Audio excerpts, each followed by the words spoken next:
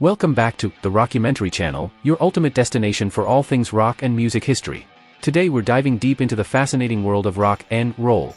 If you're as passionate about rock music as we are, don't forget to hit that subscribe button and give us a thumbs up to show your support. Now, let's get started. Midway through the 80s, the rock scene was at a crossroads. Hair metal and glam rock had entertained us, but the essence of rebellion was fading under the glare of commercialism. The focus shifted from the quality of the music to extravagant visuals and MTV appearances. But in 1985, destiny intervened, bringing together 5 talented musicians who would change the course of rock forever. William Bruce Rose Jr., Saul Hudson, Michael McKagan, Jeffrey Isbell, and Steven Adler. Individually they were chasing their dreams, but fate had bigger plans. In '85, Guns N' Roses was born.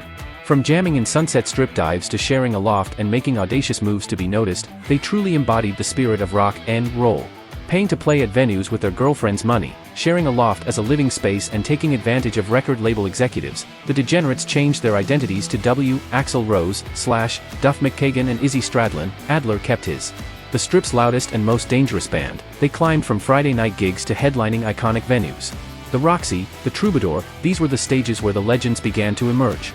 And in 1986, Geffen Records recognized their potential, offering a deal that finally gave them the artistic freedom they craved. Fast forward to July 21, 1987, the day that marked a seismic shift in the rock landscape. Their debut album, Appetite for Destruction, hit the shelves and changed everything. Raw, gritty, and infused with street attitude, this blues-based rock and roll masterpiece resonated with a generation. But wait, there's more. Here are 16 incredible facts that might just blow your mind about this legendary album. 1. The album featured different original artwork. The album's initial cover and title were based on Robert Williams' painting Appetite for Destruction, which showcased alien-like creatures and a woman with a torn shirt. Due to concerns about its shocking nature, Geffen required record stores to remove the album from their shelves. The artwork was subsequently changed to a black background displaying a tattoo on Axl Rose's arm, a cross emblem with the skulls of all band members, designed by Billy White Jr. 2. It didn't achieve immediate success.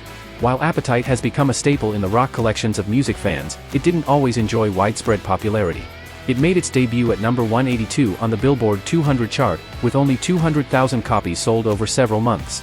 It took over a year to reach the top of the chart, holding that position for 4 weeks. The album remained on the chart for a total of 147 weeks. 3. Some Use Your Illusion tracks were originally written for it. Contrary to popular belief, Guns N' Roses did not experience disagreements about their musical direction leading up to the Use Your Illusion albums.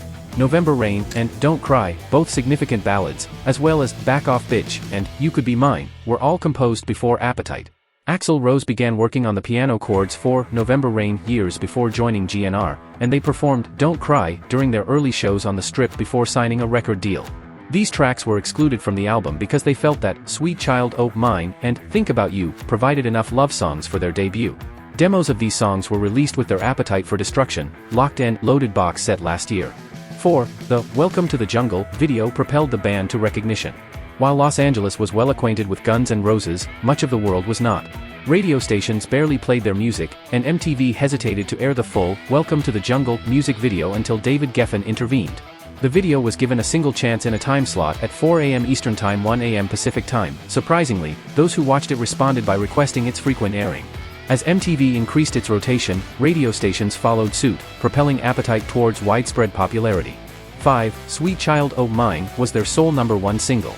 Despite the attention on Welcome to the Jungle, it was the release of Sweet Child O' Mine as a single that truly brought the band a massive following.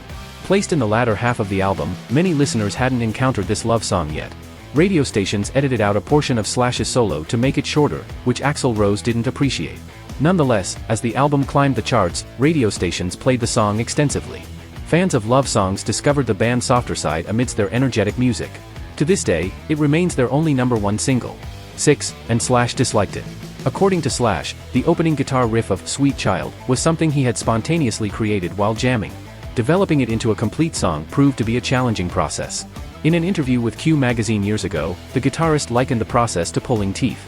He also wasn't fond of the song transforming into a ballad, as Guns N' Roses leaned towards a bad boy image.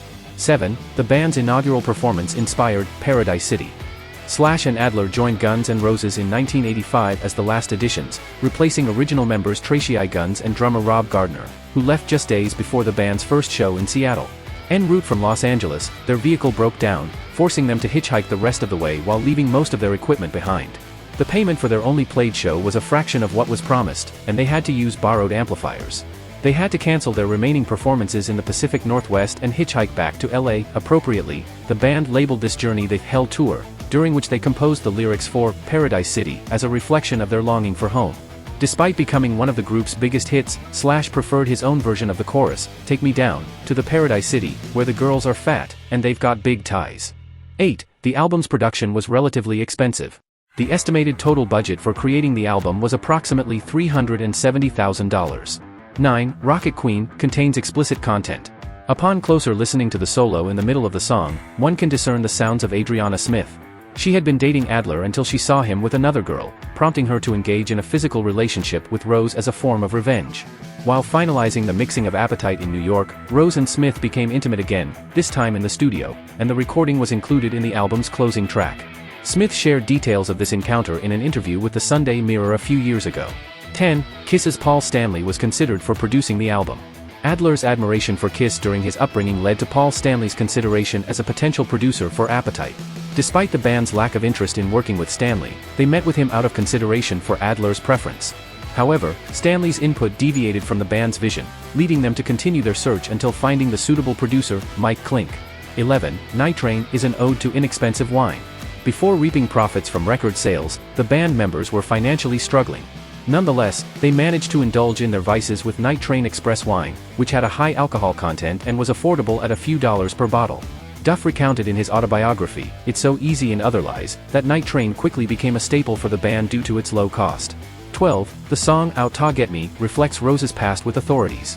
Out Ta Get Me draws inspiration from Axl Rose's history of run-ins with the law. Despite the sarcastic tone, Rose had a troubled past, having been arrested multiple times as a minor. He gained notoriety as one of the most delinquent juveniles in Lafayette, Indiana. Upon turning 18, he recognized the need to leave his hometown to avoid a potential prison sentence.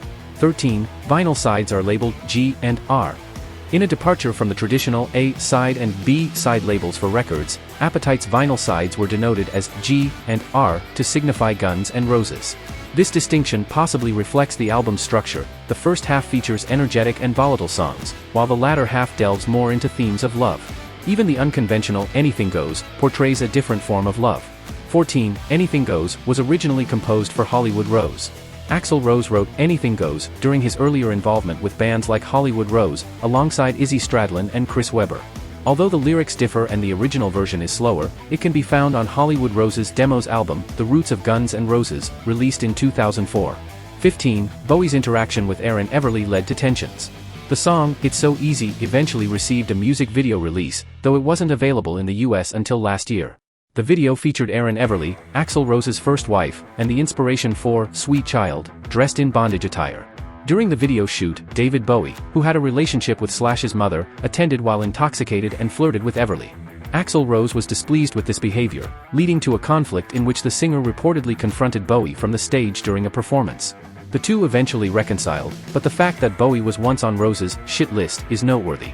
16. It holds the record for best-selling debut album. A quick Google search confirms this fact. Appetite went on to sell 18 million copies in the US alone and 30 million copies globally. No other artist's debut album has achieved such sales figures.